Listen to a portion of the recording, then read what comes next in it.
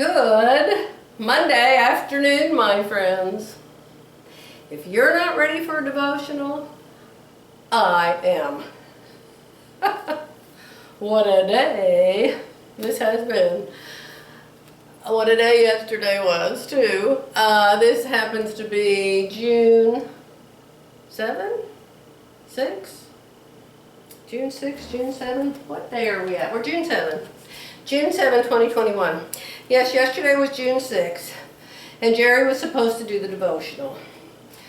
But it rained, and we had to get the RV ready to take it to Louisville, because Louisville, there's this big place called National Indoor RV something or other, and they fix RVs. And so our RV doesn't really have anything wrong with it, but we want it to have its yearly checkup to make sure there's nothing, like they oil the hinges on the slides and they check everything to make sure it's working right. And then there's a little place where the paint's missing and the steering wheel's crooked and just little stuff like that. But they told us today we were going to have to leave it there for a whole week. So anyway, I took my car down there, followed the RV all the way there, an hour and a half, 2 hours it took us to get there. We finally found a place. So they told us, you can park here overnight. People do it all the time, right? So we drive up to the place and say this is the place, and it's a great big huge place. So we drive in and we see here this great big huge parking lot with, I don't know, 6, 7 RVs on it. And they're spaced far apart on this big parking lot in the front. And we see that there's a whole bunch more parking spaces and they all have electric. So the first thing I do is jump all over Jerry, because they only have electric and they don't have water and they don't have sewer. And I'm like, how on earth are we going to stay here? They don't have water, they don't have sewer. Oh gosh, oh my gosh. So he said, oh Joy, people go boondocking all the time. It's no big deal, it'll work. So we park it in one of the parking places, and we plug it into the electric, and I park my car next to it. So we finally figure out, okay, this is going to work. We've got water in the tank. We can still use the bathroom. We can take a really fast shower in the morning. No big deal. We're going to live. And so I sit down and start to do my crochet. You know my red crochet, right? The blanket that I'm making, the world's most expensive blanket. And so I took it so I could work on it. So I'm just sitting there in my chair crocheting. Jerry's over in his chair, like where he would be driving, and he's trying to figure out why the internet won't work. You know, the internet never works. He was going to do a devotional yesterday, but the silly internet didn't work. The internet was supposed to work, but it didn't work. Well, they were closed there, so we couldn't call anybody. So he's sitting there, and he's looking across by where I'm sitting doing crocheting, and all of a sudden he said, there's a mouse! And I went, what? What? There's a mouse! I just saw a mouse! Oh no, I'm sleeping in the car. Oh my gosh, there's a mouse in here. I couldn't believe it. Oh my gosh. And so supposedly the mouse had run underneath the chair, the recliner thing I was sitting in. So of course I jumped out of the chair and I went over and I jumped up on the table, got my feet off the floor. Jerry pulled the couch out, pulled it forward, pulled it backward, lifted the feet up, pulled the cushions. We could not find that mouse anywhere. So it's late, it's dark. He said we're going to have to go find a Walmart. We've never been to that town before. We have no idea where anything is. And so my phone, every time I tell it to find some place to take us to, you know, it's supposed to have that GPS thing and find places. And so she can find it. And then she'll say, do you want to go there? And I say, okay, go. It's this Google app thing. And so I'll say go, and so then it will show this road where you're supposed to go, but then she never talks and it never moves. So we have a mouse in the house. I figure it's having children while we're going to Walmart. I am not happy. Jerry keeps saying, be patient, be patient. It's not my best quality on a good day. So finally we get his phone, and we tell the lady in his phone, find Walmart. So the lady in his phone finds Walmart, which is like 2 minutes away. So we go to Walmart. We go inside Walmart. We asked everybody down there is Hispanic. Everybody. Everything's, lots of signs are in Spanish. Most of the restaurants are in Spanish. Lots and lots and lots of Spanish people down there, which is fine, no problem. So we walked up to one of them and said we need to find a mouse trap. And so he said, go past electronics and past the Clorox. Now, if I sent you to any of the Walmarts that I know by heart and could draw you a map of, would I say, go past electronics and buy the Clorox? I would never say that. So anyway, say this is Walmart. We came in this door here. Turns out the mouse traps are way back here all the way to the other side, but this, you know, has two doors. Way back here in the farthest corner of the store. We had to ask 3-4 different people, where is it, where is it? We don't know where the electronics is, we don't know where the Clorox is, where the heck are mouse traps? The store's completely, it's not torn up, it's not dirty, but it's like everything's moved. And there's great big areas where there's nothing on it because they're polishing the floor. And so everything's pushed away and back, and so nothing's where it's supposed to be. So anyway, we finally found this girl, and she said, follow me, and she took us to it. So we went and we bought some of those glue traps. I hate those, I think they're mean, but Jerry said he didn't want a mouse trap that would kill it. I don't know why. I thought it would be nicer to kill it. He wanted to just trap it on a sticky trap.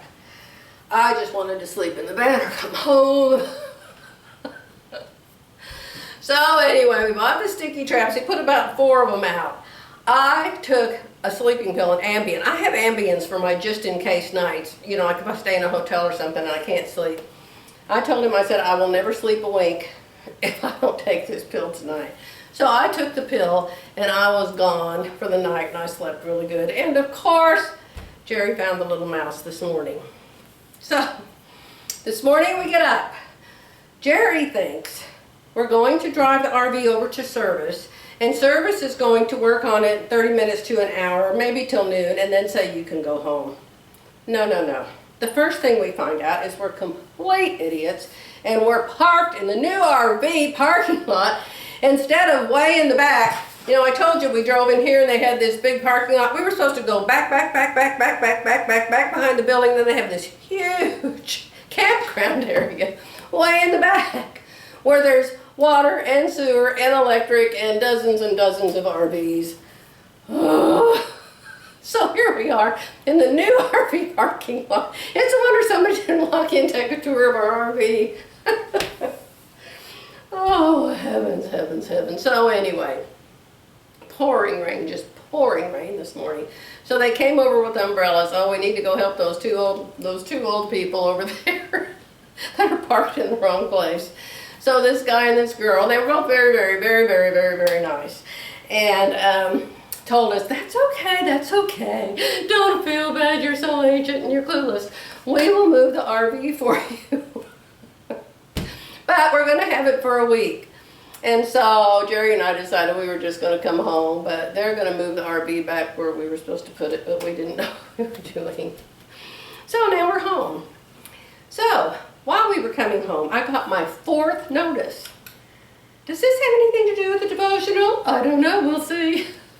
I got my 4th notice that AT&T was going to charge me another complimentary $15 charge because we had gone over our data usage.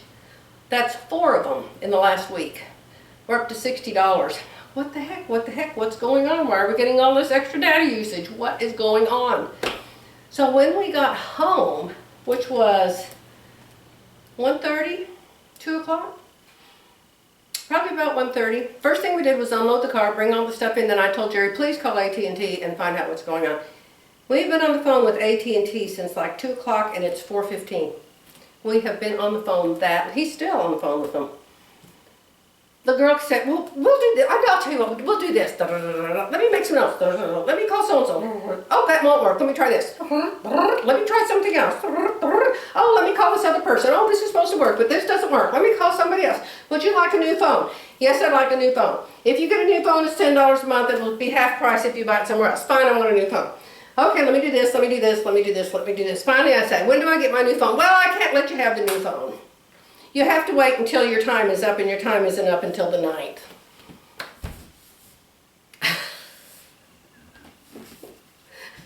Jerry's still on the phone. He's on the phone with some guy. They said, if you change this account from your wife to you, and you have a military, you can have a discount up to 25% off of your phones. And so Jerry thought that would be a wonderful idea. So he's been on the phone for heaven only knows how long for that. And so now they're having to do some kind of credit report on him.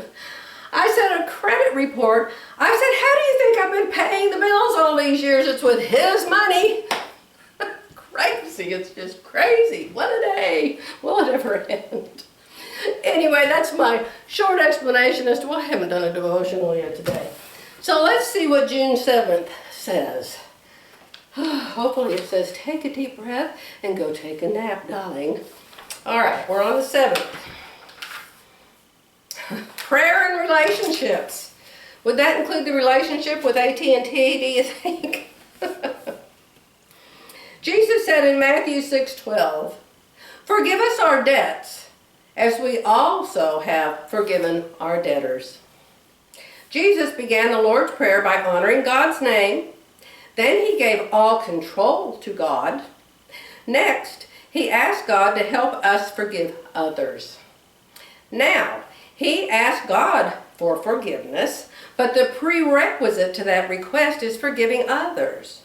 So this example shows that we should not ask God to do things for us that we are not willing to do for others.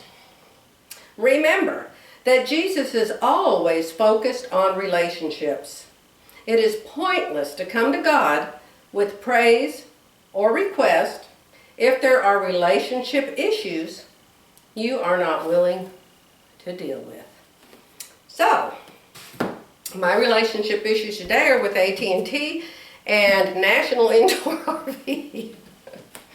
But I don't need to forgive them. I don't have anything against them to start with. I just wish it was easier to deal with AT&T. We used to have AT&T internet, and oh my gosh, it was the biggest nightmare on earth. Now, I might have to pray to help me forgive those people. Oh my gosh, hours and hours and hours and hours on the phone. And then they would say you have to call somebody and pay $190 an hour to get them to help you. Oh, we don't have AT&T internet anymore, thank goodness. So, we have talked about forgiveness a lot in this little book. Remember, you can find the little book in my Amazon store if you're interested. We're already halfway through the year, so nobody may want it. It might not even be available anymore at Hobby Lobby, I don't know. But I hope you all are having a wonderful start to your week. Hopefully, by the end of this week, we'll get to go pick up our RV again. Hopefully, we'll be able to find it in the right storage lot. Oh, my goodness, my goodness. Oh, well, we had a really nice parking place. There wasn't anybody around us. Oh, should have been my first clue. All right, dear ones. I'm sorry I'm so silly and giddy today, but I wanted to give you a little explanation why you didn't get one at all yesterday, and I'm really late getting the devotional out today. So will you forgive me? I'll be back tomorrow. Bye for now.